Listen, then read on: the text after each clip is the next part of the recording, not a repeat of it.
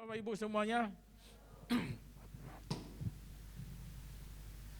Ya, Bapak Ibu Saudara terkasih, di dalam kehidupan kita di dunia ini, kita tidak terlepas dari yang namanya naik dan turun, sakit, sehat, ataupun masalah-masalah selalu silih terjadi di dalam kehidupannya kita. Tidak ada seorang pun yang tidak mengalami masalah. Setiap kita mengalami masalah di dalam kehidupan kita. Tetapi sebagai anak-anak Tuhan, kita harus bisa berbeda dengan orang-orang dunia. Sebagai anak-anak Tuhan, kita mempunyai janji Tuhan di dalam kehidupannya kita. Yang mana janji Tuhan itu seperti tadi pujian yang dinaikkan. Itu adalah janji yang sempurna di dalam kehidupannya kita. Saudara, kalau kita di dalam dunia, kita hanya melihat kepada hal-hal dunia saja, kita merasa bahwasanya seolah-olah Tuhan tidak adil sama kita. Kita merasa seolah Tuhan itu tidak memperhatikan kehidupannya kita. Kita merasa bahwa kenapa masalah pencobaan datang silih berganti. Sakit datang silih berganti dan segala sesuatunya. Karena kita melihat hanya dari pandangan mata kita sebagai manusia. Tapi kita tidak pernah melihat baik dengan cara Tuhan melihat.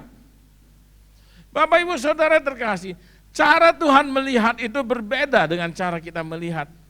Supaya kita bisa mengetahui bagaimana cara Tuhan melihat, kita harus dekat dengan Tuhan. Kita harus tahu kebenaran firman Tuhan, sehingga kita bisa tahu bahwasanya apa yang dilihat Tuhan itu benar-benar adalah sebuah rancangan yang indah di dalam kehidupannya kita. Bapak Ibu Saudara terkasih, ketika kita mengalami kesusahan di dalam kehidupannya kita, ketika kita menghadapi persoalan-persoalan yang sulit di dalam kehidupan kita, yang terjadi itu adalah apa? Kita merasa takut, kita merasa kita tidak mampu, kita merasa takut menghadapi pencobaan-pencobaan yang ada, kita takut menghadapi hari depan, kita takut menghadapi kesehatannya kita takut menghadapi kehidupannya kita takut menghadapi orang-orang. Tetapi Tuhan berkata, bukan itu yang harus engkau lakukan. Tuhan berkata apa? Jangan takut. Bukankah Tuhan sudah berjanji, meskipun datang pencobaan silih berganti dalam kehidupanmu, aku tidak akan membiarkan engkau jatuh dan tidak bangun lagi. Tetapi pada saatnya aku akan mengangkat engkau. Kalau kita hanya bisa mendengar janji firman Tuhan seperti itu, dan kita tidak bisa mengimani janji itu, bukankah akhirnya yang terjadi apa? Kita merasa takut di dalam hidupnya kita ini. Kita merasa tidak mungkin kita bisa melewati setiap pencobaan dan segala sesuatunya. Kenapa? Bapak Ibu, ketika masalah datang di dalam kehidupannya kita, dan ketika muncul rasa takut di dalam kehidupannya kita, artinya apa? Artinya kita masih hidup di dalam daging. Takut itu muncul dari kedagingannya kita. Bukankah kita selalu diajarkan bahwasanya kita harus hidup di dalam Tuhan? Kita sudah menjadi manusia baru, kita sudah dilahirkan menjadi manusia baru, kita sudah menjadi anak-anaknya Tuhan. Seharusnya kita hidup di dalam kebenaran, seharusnya kita hidup di dalam Tuhan, seharusnya kita mengimani janji Tuhan, dan kita tidak perlu takut. Karena seburuk-buruknya yang terjadi dalam dunia ini, pada akhirnya itu semua adalah kemuliaan untuk Tuhan. Amin. Pada akhirnya itu semuanya untuk kebaikan kita. Tuhan membawa kita kepada kehidupan yang lebih baik lagi. Bapak Ibu Saudara terkasih, mari kita buka di Markus 5. Markus 5 ayat yang ke-36. Markus 5 ayat yang ke-36. Itu ada PowerPoint-nya, Bas. Markus 5 ayat yang ke-36, 36b. 36 memang di Alkitab enggak ada tulisannya A, B, tapi ambil saja setelah rumah ibadat itu ada komanya. Anggap aja setelah koma itu adalah B. Itu disebut apa? Jangan takut, percaya saja. Ya, Bapak Ibu Saudara terkasih, ini firman Tuhan yang berkata jangan takut, percaya saja. Dan nih Bapak Ibu Saudara terkasih, ucapan ini, kalimat ini bukan hanya tertulis di firman Tuhan, bukan ditulis oleh orang-orang, bukan ditulis oleh murid-murid Tuhan Yesus. Namun itu adalah perkataan daripada Tuhan Yesus sendiri kepada Yairus. Ayat 36 secara penuhnya, namun Yesus tidak menghiraukan perkataan mereka dan berkata kepada kepala rumah ibadat, jangan takut, percaya saja. Bapak Ibu, sebelum masuk ke dalam ayat ini, di Markus 5 itu menceritakan ada 3 kejadian. Kejadian yang pertama itu adalah tentang orang yang kerasukan. Orang yang kerasukan setan. Di mana orang yang kerasukan setan ini sudah berulang-ulang kali mungkin dibantu, mungkin dilakukan oleh orang-orang lain supaya dia bisa pulih kembali. Namun semuanya gagal, semuanya tidak berhasil. Sampai pada akhirnya tidak ada seorang pun lagi yang mau mendekat kepada orang itu. Tidak ada satu orang pun lagi yang mau hidup berdekatan dengan dia dan tidak ada yang mau menolong dia. Kenapa? Karena semua usaha yang dilakukan untuk menolong orang yang kerasukan ini semuanya gagal. Tidak membuahkan hasil. Dan pada saat itu Tuhan Yesus ada di situ. Ayat Markus 5 ayat yang ke-6. Ketika ia melihat Yesus dari jauh, berlarilah ia mendapatkannya lalu menyembahnya. Ketika dia melihat Yesus datang, ketika dia melihat Yesus dengan jarak yang jauh, dia lari menyongsong Yesus dan kemudian dia menyembah dia. Mungkin bahasanya agak berbeda dengan apa yang ada di saudara. Dia berlari dan menyembahnya. Kemudian ayat yang ke-7, dan dengan keras ia berteriak, apa urusanmu dengan aku, hai Yesus, anak Allah yang maha tinggi? Bapak Ibu Saudara terkasih, ini perkataan yang lucu. Lucunya apa? Siapa yang berkata ini? Siapa yang berkata, apa urusanmu dengan aku, hai Yesus, anak Allah yang maha tinggi? Siapa yang bicara? Siapa? Iblis. Iblis yang berbicara melalui orang yang kerasukan ini. Bapak Ibu, kenapa saya katakan ini adalah hal yang lucu? Iblis saja bisa mengenali siapa itu Yesus. Iblis saja bisa tahu siapa itu Yesus. Tetapi yang kita lihat di banyak sekarang ini di YouTube, apa yang terjadi? Banyak orang yang tidak kenal siapa itu Yesus.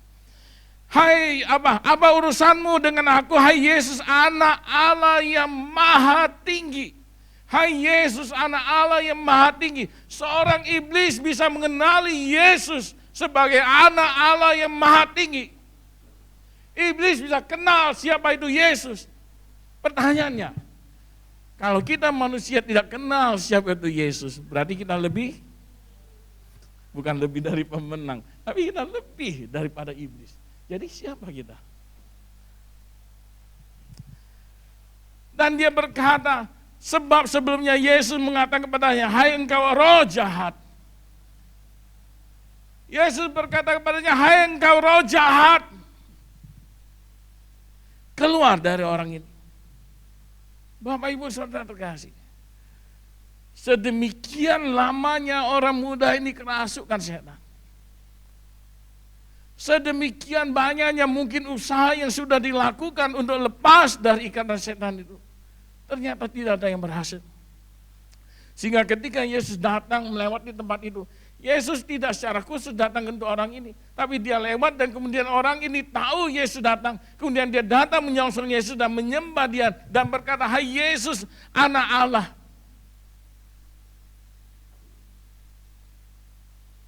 Dan kemudian apa yang terjadi? Kemudian orang ini dilepaskan, dibebaskan dari ikatan setan-setan itu.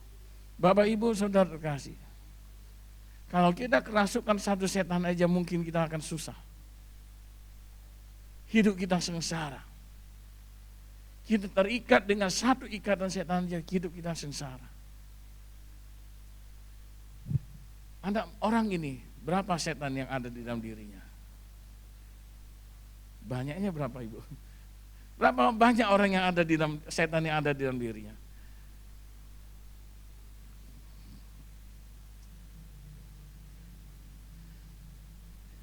Yesus bertanya ayat 8, ayat 9. Ia bertanya kepada orang itu, siapa namamu?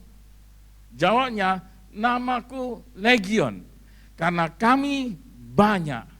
Ia mohon dengan sangat supaya Yesus jangan mengusir mereka keluar dari daerah itu.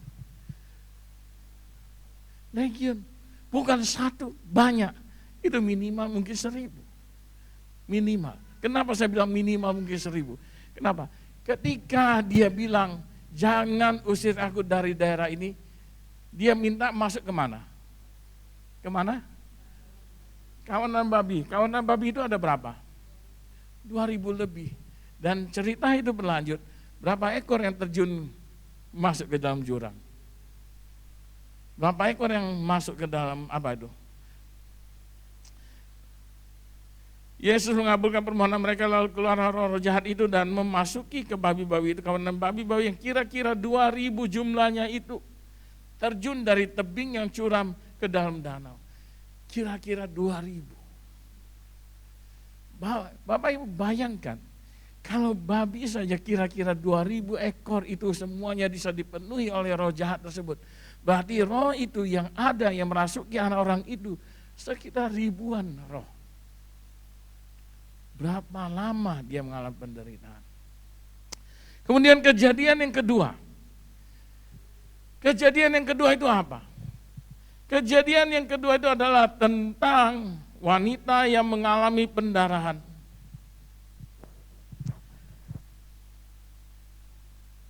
Sesudah Yesus menyeberang, ayat 21, menyeberang lagi dengan perahu, orang banyak berbondong-bondong datang lalu mengerumuni dia. Sementara ia berada di tepi danau, 22. Datanglah salah seorang kepala rumah ibadat yang bernama Yairus, 25.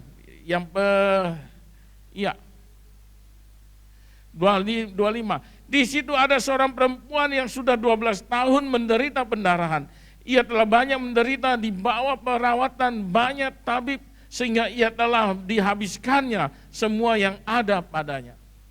Bapak Ibu Saudara kasih, kejadian yang kedua itu adalah wanita yang mengalami pendarahan. Wanita yang mengalami pendarahan ini bukan juga dalam waktu yang singkat, tapi sudah bertahun-tahun dan dia juga tidak sembuh. Dan bahkan Bapak Ibu Saudara terkasih, wanita yang mengalami pendarahan ini bukankah wanita ini mencerminkan kita semua yang ada di sini? Benar gak? Mungkin yang pria berkata, tidak Pak, kan kami nggak pernah pendarahan. Tapi saya ingin katakan wanita yang mengalami pendarahan ini mewakili kita semua yang ada di sini hari ini. Mewakili setiap manusia yang ada di dunia ini sampai hari ini melalui wanita ini.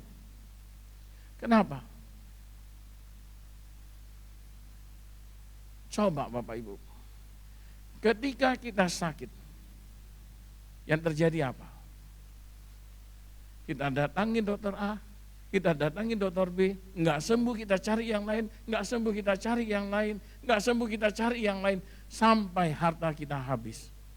Benar nggak? Bukankah wanita itu juga mengalami hal yang sama? Ia telah banyak menderita di bawah perawatan banyak tabib.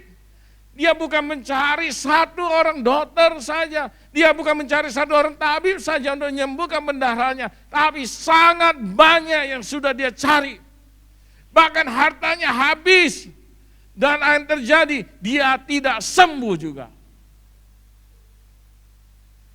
Bukankah kita juga demikian? Ketika kita sakit, kita cari dokter. Orang bilang dokter sana bagus, kita pergi ke dokter itu. Kita bilang dokter ini bagus, kita pergi. Dokter yang sana bagus, kita pergi. Belum sembuh, kita pergi cari dokter yang lain. Kita ganti-ganti, kita cari berusaha supaya sakit kita bisa sembuh. Dan ujung-ujungnya kita sama seperti wanita yang pendarahan ini. Yang terjadi apa? Harta kita habis, uang kita habis, dan sakitnya tidak habis juga. Wanita yang mengalami pendarahan ini mencerminkan kita. Kemudian kejadian yang ketiga. Kejadian yang ketiga itu apa? Kejadian yang ketiga, anak gadis yang meninggal. Orang kerasukan, orang sakit, kemudian orang mati. Ketika seorang kepala rumah ibadat datang kepada Tuhan Yesus, anakku sakit, tolong datang. Bapak Ibu ingat ada dua hal yang Tuhan Yesus lakukan dengan hal yang hampir sama. Khusus untuk anak gadis ini, Tuhan Yesus tidak berkata tunggu atau dia tidak menunda, tapi dia datang. Dia langsung berjalan, dia datang. Tapi ketika di jalan dia bertemu dengan orang yang kerasukan, dia bertemu dengan wanita yang pendarahan, sehingga perjalanannya itu tertunda sedikit. Dan ketika semua sudah selesai, ketika wanita yang pendarahan ini selesai, dia jalan. Kemudian orang-orang datang berkata, tidak usah lagi menyusahkan guru. Kenapa? Karena anak itu sudah meninggal. Karena anak itu sudah meninggal. Ayat 35, ketika Yesus masih berbicara, datanglah orang dari keluar kepada kepala rumah ibadat itu dan berkata, anakmu sudah meninggal. Untuk apa engkau masih menyusahkan guru? Disinilah Yesus berkata. Namun Yesus tidak menghiraukan perkataan mereka dan berkata kepada kepala rumah ibadat, jangan takut, percaya saja. Bapak Ibu Saudara terkasih, ketika mungkin kita pada titik terendah di dalam kehidupannya kita merasa Tuhan itu jauh, kita merasa segala usaha yang kita lakukan sudah tidak mungkin lagi, tidak membuahkan hasil, dan kita tidak melihat pertolongan Tuhan. Kita merasa bahwa Tuhan itu sangat lama. Tuhan, kenapa lama sekali Tuhan? Aku gak kuat lagi Tuhan, aku tidak sanggup lagi Tuhan. Kenapa pertolongan lama sekali Tuhan? Apa yang kau mau dari hidupku Tuhan? Apa yang kau kehendaki Tuhan? Ketika kita pada posisi itu, firman ini berkata, jangan takut, percaya saja. Amin. Bapak Ibu Saudara terkasih, coba kita bayangkan. Kalau kita punya anak, anak kita sakit marah, sudah menjelang ajal, kemudian kita datang kita mencari dokter. Ketika dalam usaha kita memanggil dokter di dalam tengah perjalanan, ada terjadi hal-hal yang sehingga agak tertunda sedikit, kemudian datang orang-orang dari rumah. Itu sudah, tidak usah lagi cari dokter. Kenapa? Anakmu sudah meninggal. Apa yang kita lakukan? Apa yang kita lakukan?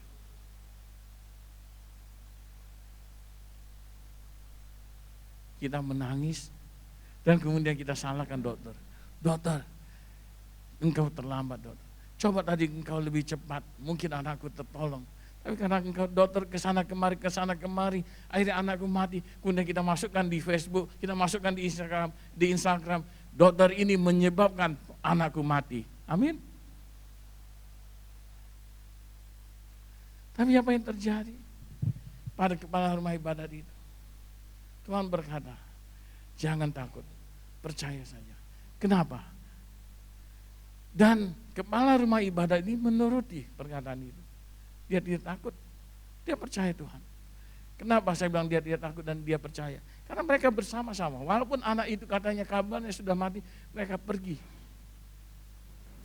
Dan bahkan Tuhan Yesus berkata, dia tidak mati. Ayo kita pergi. Apa kata Tuhan Yesus? Jangan takut, percaya saya. Lalu Yesus dia membolehkan, Tuhan Yesus enggak kata. Mereka pergi kecuali hanya beberapa orang yang mengikuti Tuhan Yesus. Mereka ketemu dengan anak itu. Dan kemudian Tuhan melihat dan kemudian dia berkata apa? Anak ini tidak mati, tapi tidur. Saudara bayangkan, bagaimana hasilnya jika ketika ada orang-orang datang mengabarkan, ngapain engkau menyusahkan guru? Orang-orang datang berkata kepada orang tuanya, kenapa engkau menyusahkan Tuhan? Sudah, anakmu sudah mati. Tidak usah lagi menyusahkan Tuhan. Sudah, nggak usah panggil Tuhan datang lagi. Bayangkan, kalau itu yang dilakukan, apa yang terjadi? anak itu hidup kembali atau tidak? Saya percaya pada saat itu ketika Yairus berkata, ya udah Tuhan, Engkau enggak perlu datang lagi, anakku sudah mati. Orang-orang berkata, anakku sudah mati, engkau enggak perlu datang lagi ke rumahku, sudah cukup Tuhan. Terima kasih engkau sudah mau melangkahkan kakimu menuju rumahku, tapi semuanya sudah terlambat. Enggak perlu lagi. Bapak Ibu Saudara kasih bayangkan, kalau Yairus berkata seperti itu, anaknya enggak akan sembuh. Tapi Yairus punya iman yang luar biasa.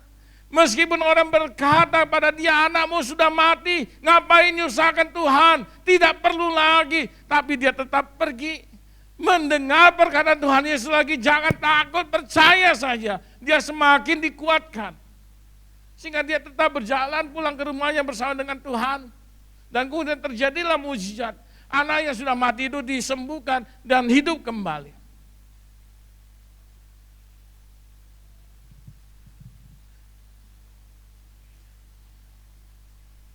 Bapak Ibu Saudara terkasih,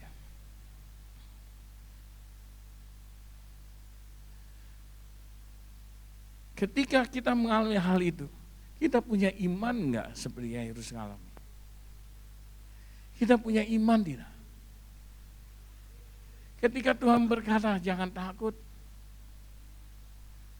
percaya saja. Apa yang kita lakukan? Ketika Tuhan berkata, jangan takut, percaya saja. Apa yang kita lakukan?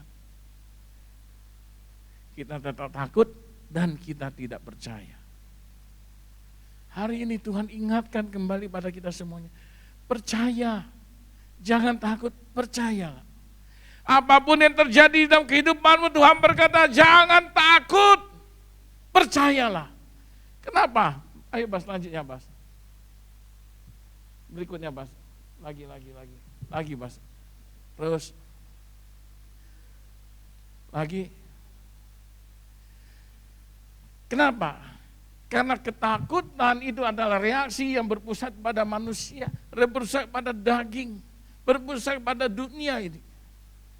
Oleh sebab itu Tuhan bilang jangan takut. Ketika kita takut artinya apa? Kita masih benar-benar hidup di dalam kedagingannya kita. Bukan berarti, sorry Bapak Ibu, bukan berarti kita tidak boleh takut, bukan. Kita boleh takut, tapi jangan sampai ketakutan itu membuat kita melupakan kuasa Tuhan. Takut itu berasal dari dunia. Takut itu berasal dari daging. Bapak Ibu Saudara kasih, kita masih hidup di dalam daging. Wajar kalau kita masih ada rasa takut. Wajar. Tapi Tuhan berkata, mari. Jangan biarkan ketakutan itu membuat kita semakin tidak punya iman. Berikutnya Bas. Iman adalah respon yang berpusat pada Tuhan. Bapak Ibu Saudara terkasih, ketika kita mempunyai masalah, ketika kita mengalami pergumulan di dalam kehidupannya kita harus punya iman. Saya sering berkata pada Bapak Ibu begini, ketika kita punya masalah, ketika kita punya persoalan di dalam kehidupannya kita, ketika kita hanya memandang kepada masalahnya kita, ketika kita hanya memandang kepada sakitnya kita, ketika kita hanya memandang kepada hal-hal yang membuat kita susah, maka semua yang kita lihat itu akan semakin hari semakin besar, sehingga kita tidak pernah lagi melihat ada sosok Tuhan di dalam kehidupannya kita. Tapi di sini kalau kita punya iman itu adalah respon yang berpusat pada Tuhan. Ketika kita mengalami masalah, ketika kita mengalami persoalan, ketika kita sakit, ketika kita mengalami pergumulan, tetapi ketika kita tetap meskipun dalam kondisi begitu, kita tetap melihat kepada Tuhan, maka yang ada di antara kita dan masalahnya kita itu adalah Tuhan. Tuhan berdiri di depan kita. Semakin banyak masalah kita, semuanya itu ada di belakang Tuhan. Semakin banyak masalah yang kita alami, semakin besar Tuhan yang ada di depannya kita. Semakin besar Tuhan yang ada di depannya kita, maka masalah kita itu semakin kecil. Kenapa? Karena Tuhan sudah menghalangi semua masalah itu. Tuhan sudah menyelesaikan semua masalah itu untuk kita. Amin. Jadi Bapak Ibu Saudara terkasih, bagaimana responnya kita terhadap yang terjadi dalam kehidupannya kita itu sangat berarti di dalam kehidupannya kita. Ketika kita hanya berpusat pada sakitnya kita, ketika kita hanya berpusat pada masalahnya kita, ketika kita hanya berpusat pada pergumulannya kita, maka kita tidak akan bisa melihat Tuhan. Tapi ketika kita sakit, ketika kita mempunyai persoalan, ketika kita mempunyai pergumulan, kita tetap mengarahkan pandangan kita pada Tuhan. Itu imannya saudara, yang mengalahkan setiap sakit penyakit, yang mengalahkan setiap persoalan di dalam kehidupanmu. Karena Tuhan berdiri di depan saudara, menghalangi semua sakit, menghalangi segala persoalan di dalam kehidupanmu. Dan Tuhan mengalahkan itu semuanya untuk saudara. Amin.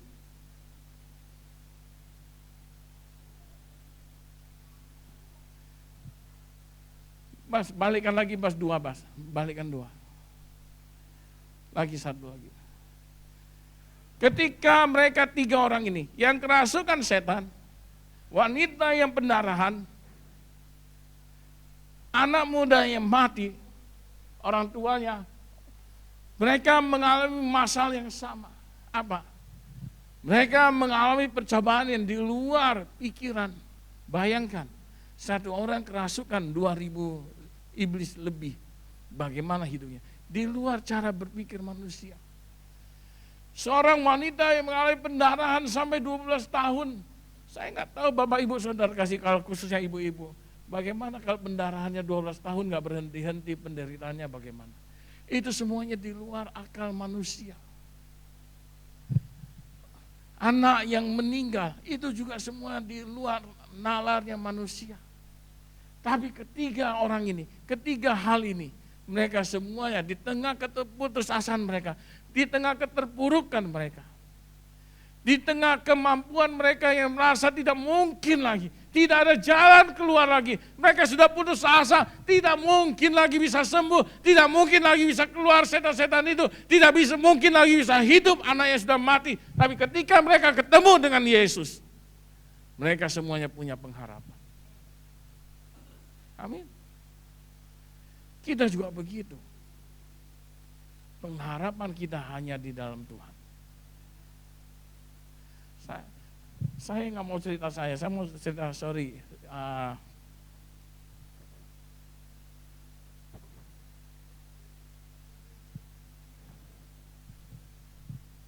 Ibu Mucin ya. Saya mau dengar, Ibu Mucin sudah memberikan kesaksian. Bagaimana dia sembuh dari sakitnya karena dia mendengar tentang Yesus.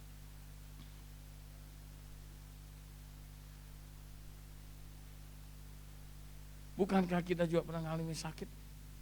Bukankah, sorry Ibu ya, bukankah Ibu ini juga sama seperti mendengar, seperti wanita pendarahan atau orang yang kerasukan, mendengar itu Yesus, mendengar Yesus berharap pada Tuhan dan kemudian dipulihkan sakitnya.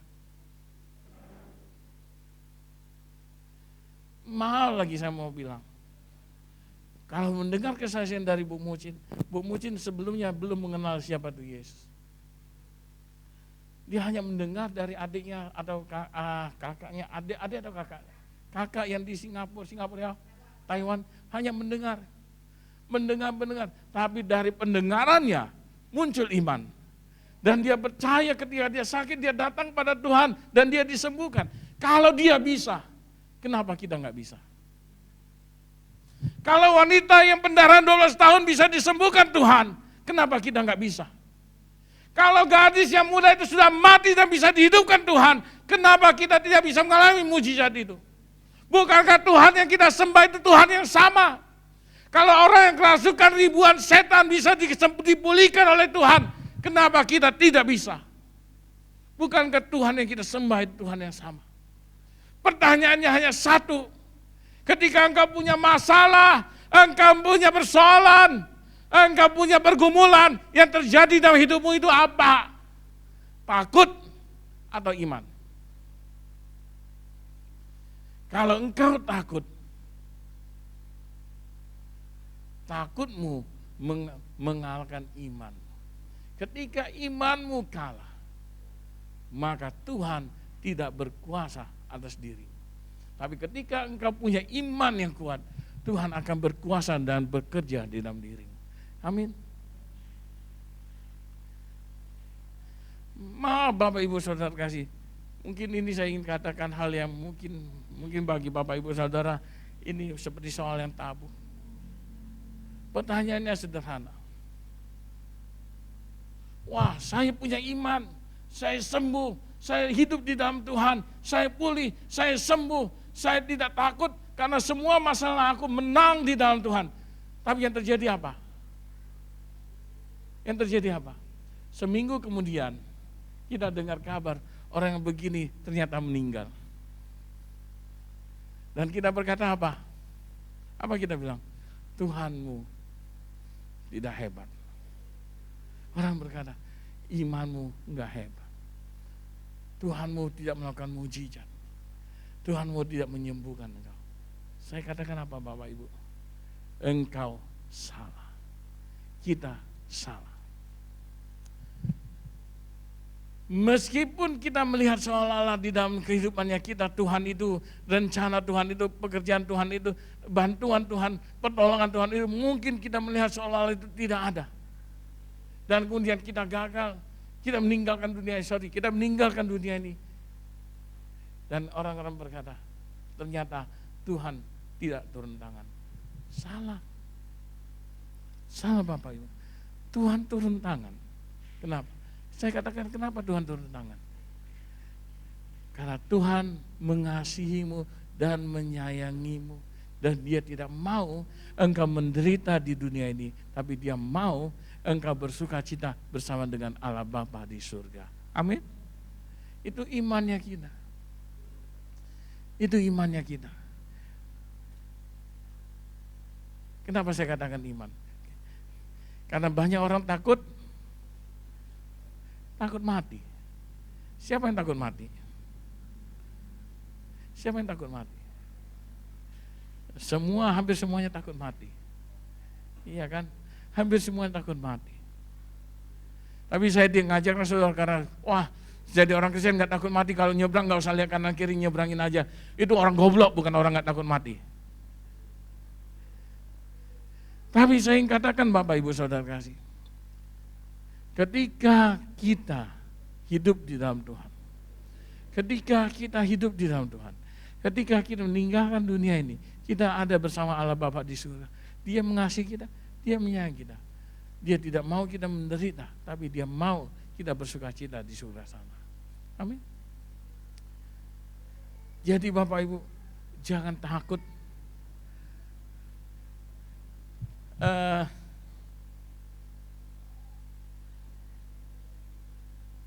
Saya lupa, Bu Diana kemarin saya suka bilang beberapa hal yang pasti.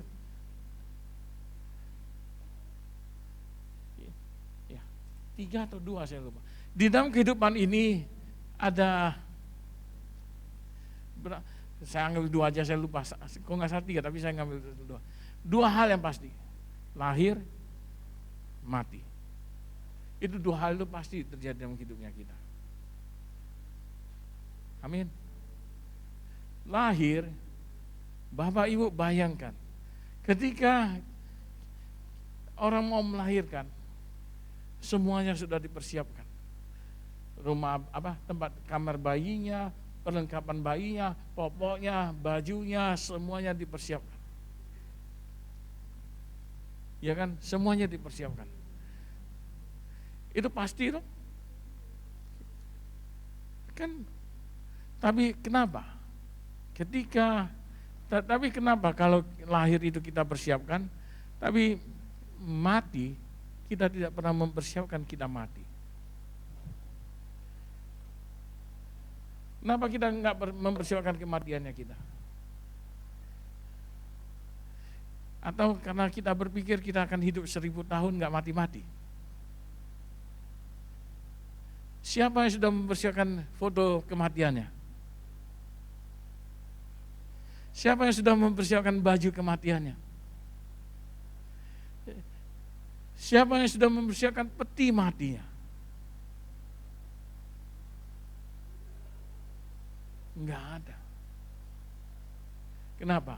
Karena kita takut mati. Apalagi kita orang Chinese. Wah, kalau siapkan baju mau mati, nanti kalau mati, berarti udah mau mati nih, udah mau waktunya. Apalagi kalau udah beli peti dan segala sesuatunya. Tapi bukankah itu juga yang harus kita persiapkan? Firman Tuhan berkata, umur manusia berapa? Berapa? 70? 70. Siapa yang sudah mendekati 70? Bukan berarti umur 70 baru mempersiapkan. Tapi saudara terkasih, yang ingin saya katakan bukan itu. Yang ingin saya katakan, dua hal itu pasti. Lahir, mati itu pasti. Dan dua hal ini kita tidak perlu takut. Kembali kepada firman Tuhan tadi. Jangan takut, percaya saja. Apapun yang terjadi dalam kehidupannya kita, jangan pernah takut. Amin. Jangan pernah takut. Bapak Ibu, kenapa saya ngambil cerita tentang Ibu Mucin? Karena nanti Bapak, kalau saya cerita tentang saya, nanti Bapak Ibu ngomongnya begini, Bapak kan pendeta, punya iman yang lebih, enggak usah. Jadi saya ngambil, sorry Bu ya, saya ngambil Ibu Mucin. Bu Mucin yang belum mengenal Tuhan pada saat itu, Tuhan juga mau membantu, Tuhan mau menolong. Apalagi kita yang sudah mengaku sebagai anak-anak Tuhan. Masa sih Tuhan gak mau nolong kita? Masa sih Tuhan hanya mau nolong Bu Mucin tapi gak mau nolong kita? Maaf ya Bu, sorry ya Bu ya. Apa sih hebatnya Bu Mucin sampai Tuhan mau menolong dia? Karena aku lebih hebat. Aku sudah melayani Tuhan. Aku dari lahir sudah ikut Tuhan. Aku lahir dari keluarga Kristen. Aku sudah punya Tuhan Kristen dari aku lahir. Aku seharusnya Tuhan menolong aku. Tapi kenapa? Kenapa Bu Mucin yang ditolong? Kenapa kami enggak? Bukan lahirmu di keluarga siapa. Bukan lahirmu sebagai orang Kristen. Tapi imanmu yang memberikanmu kesembuhan. Amin. Ya Bu Mucin, imanmu. Jangan takut, percaya saya. Bapak Ibu saudara kasih. 3 contoh. 3 contoh yang bukan hal-hal yang mudah, tapi di luar nalarnya manusia. Saya percaya kalau kita kerasukan 2.000 setan lebih, saya nggak tahu bagaimana kita hidup. Bagaimana kita menderitanya. Apalagi kalau kita lihat di film-film horor itu, orang yang kerasukan bisa terbang, bisa melayang di tempat tidurnya, badannya bisa tertekuk-tekuk, kepalanya bisa mutar. Bapak Ibu bayangkan, kalau kepala kita bisa mutar sampai ke belakang begini, sakitnya bagaimana? Itu baru satu, ini 2.000. Kalau satunya mau mutar ke kanan, satu mau mutar ke kiri, satu mau begini, satu. Bagaimana kita dihadapi dengan iblis yang 2.000 lebih itu? Di luar pikiran manusia, penderitaan yang di luar kemampuan manusia. Wanita yang pendarahan 12 tahun, itu juga di luar nalarnya manusia. Itu juga di luar cara berpikirnya manusia. Itu juga di luar kemampuan manusia. Bayangkan Bapak Ibu saudara terkasih. Kita donor darah kita diambil 1 kantong aja, kalau kondisi kita nggak fit, kita bisa pingsan. Kita bisa oyong. Muka kita bisa pucat, kepala kita bisa pusing dan segala sesuatunya. Wanita ini setiap hari mengalami pendarahan selama 12 tahun. Penderitaan yang di luar pikiran manusia. Orang yang sudah meninggal, anak yang sudah meninggal. Kalau kita punya anak yang sangat kita sayangi, kemudian anak itu meninggal, bagaimana perasaan saudara? Bagaimana perasaan ibu? Bagaimana perasaan bapak? Kita bilang, terima kasih Tuhan, anakku sudah mati. Ya, sebagai anak Tuhan, itu imannya kita. Karena kita firman Tuhan berkata, bersyukurlah senantiasa. Tapi sebagai manusia, kita nggak mampu. Sebagai manusia kita sangat sedih. Di tengah hal-hal ini semuanya, ada satu sosok yang bisa memberikan kelegaan pada saudara. Mereka ketemu Yesus. Hari ini, mungkin kita tidak bisa ketemu Yesus secara langsung, tapi kita bisa cari Yesus itu. Kita bisa cari Yesus itu. Kita bisa minta Yesus itu datang di dalam hidupnya kita pribadi demi pribadi. Amin. Dan Tuhan itu tidak pernah menolak panggilan saudara. Pertanyaannya hanya sederhana, saudara manggil dia atau enggak? Ya, ketika mereka ketemu dengan Yesus, mereka bertemu Yesus, yang terjadi apa? Yang kerusakan, yang kerasukan dipulihkan, yang pendarahan sembuh, yang mati hidup kembali, keluarga yang bersedih bersuka cita kembali. Amin. Kita harus punya iman itu. Jangan takut, percaya saja. Bas, lanjut Bas.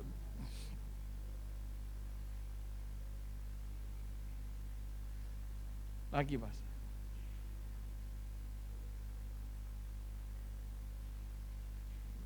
Oke, lagi.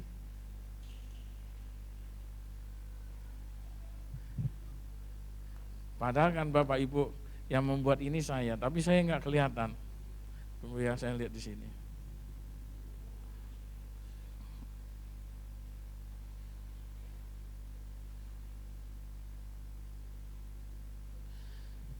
Kesimpulannya Bapak Ibu Saudara kasih, pertama, iman kita pada Tuhan Yesus itu adalah satu-satunya obat untuk saat-saat yang paling menyedihkan, untuk saat-saat yang paling terpuruk di dalam kehidupannya kita.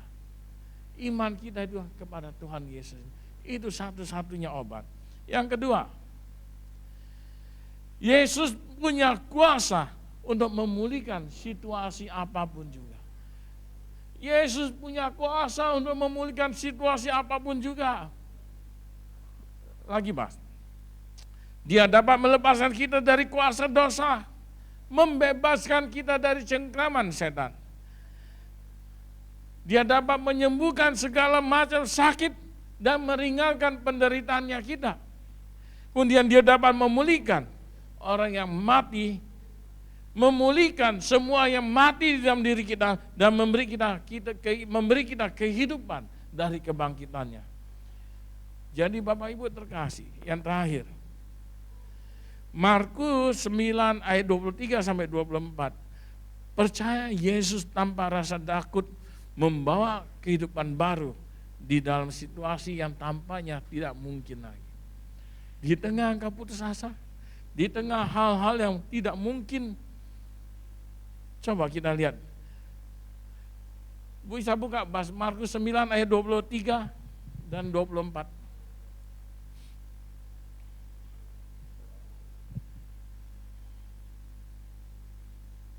Atau Bapak Ibu boleh Markus 9, 23 sampai 24. Bisa bantu baca.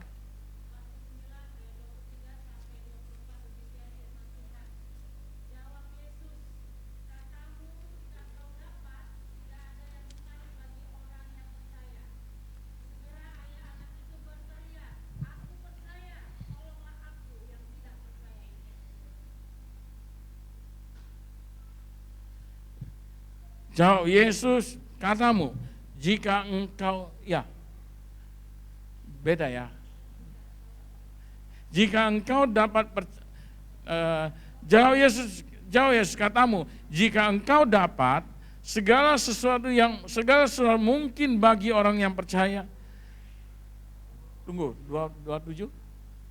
Berapa? 27 ya.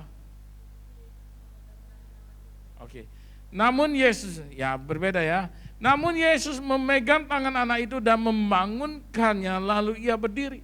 Ketika Yesus masuk ke rumah dan murid-muridnya sendirian dengan dia, bertanyalah mereka kepadanya, mengapa kami tidak dapat mengusir? Coba ibu yang baca deh, beda kalimat apanya. Oke, yang tadi Bu. 23-24 Bu.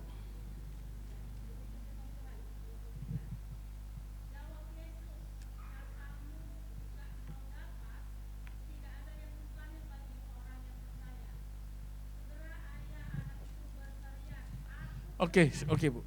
Katamu tidak ada yang mustahil bagi orang yang percaya.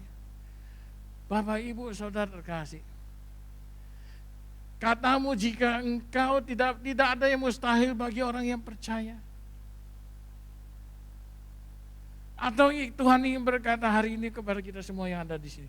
Tidak ada hal yang mustahil bagi saudara semuanya. Amin. Kenapa? Karena saya percaya semua orang yang ada di sini percaya pada Yesus sebagai Tuhan dan Juru Selamat. Oleh sebab itu firman ini dia berkata pada kita semua, tidak ada yang mustahil bagi engkau. Ayat 24, segera ayah anak itu berteriak, aku percaya, tolonglah aku yang tidak percaya ini. Bapak, Ibu, Saudara terkasih. Sorry lagi Bu Mucin. Ini bukankah ini Bu Mucin? Segera ayah anak itu berkata, aku percaya, tolonglah aku yang tidak percaya. Sorry Bu ya, bukankah dulu Bu Mucin belum kenal Tuhan?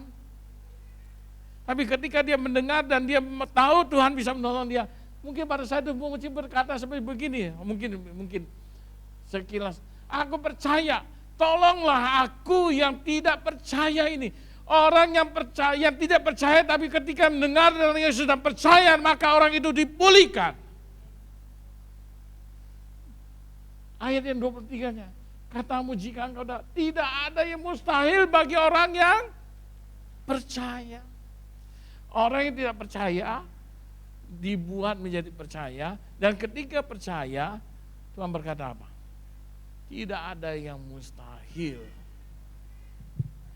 Tidak ada yang mustahil bagi Bapak Ibu semua yang ada di sini. Tidak ada yang mustahil. Amin. Tapi jangan berkata, oke Pak, tidak ada yang mustahil bagi anak-anak Tuhan. Iya kan? Tapi jangan imani begini. Karena Pak Pendeta berkata tidak ada yang mustahil, karena firman berkata tidak ada yang mustahil bagi orang percaya. Engkau imaninya apa? Aku beriman Tuhan, minggu depan aku punya istri satu lagi. Sorry, Tuhan gak jawab itu. Ya, Tuhan gak jawab itu.